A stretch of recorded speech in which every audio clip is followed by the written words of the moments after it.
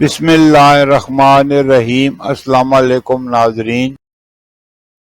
برصغیر میں زندگی کی گاڑی کو آگے بڑھانے کے لیے 3 طرح کے کیلنڈر دیکھے جاتے ہیں، جن میں عیسوی کیلنڈر، اسلامی کیلنڈر اور بکرمی یا دیسی کیلنڈر۔ عیسوی کیلنڈر کے حساب سے 12 ستمبر 2025 دن جمعے کا پاکستان، بنگلہ دیش اور دیگر ممالک میں ہجری یا قمری کیلنڈر کے حساب سے 18 ربیع الاول 1447 ہجری دن جمعے کا سعودی عرب اور دیگر خلیجی ممالک میں ہجری یا قمری کیلنڈر کے حساب سے 20 ربیع الاول 1447 ہجری دن جمعے کا سعودی عرب اور دیگر خلیجی ممالک قمری کیلنڈر کے حساب سے ہم سے 2 دن آگے ہیں۔ پنجابی یا بکرمی کیلنڈر کے حساب سے 28 بھادوں 2082 دن جمعے کا۔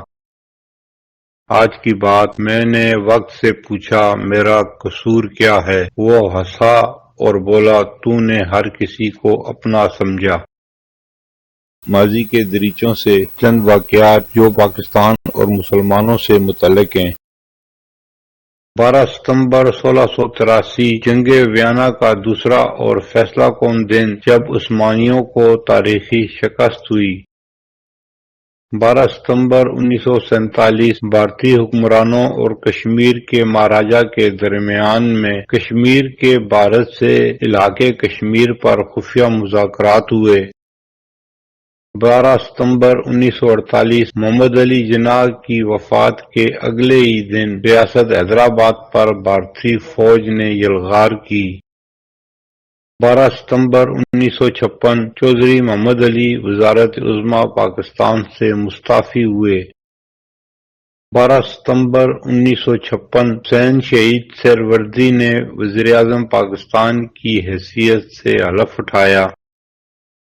12 ستمبر 1965 فوج پاکستان نے چونڈا پسرور کے محاذ پر ٹینکوں کا بڑا حملہ پسپا کر دیا۔ دشمن کے 187 ٹینک تباہ ہوئے۔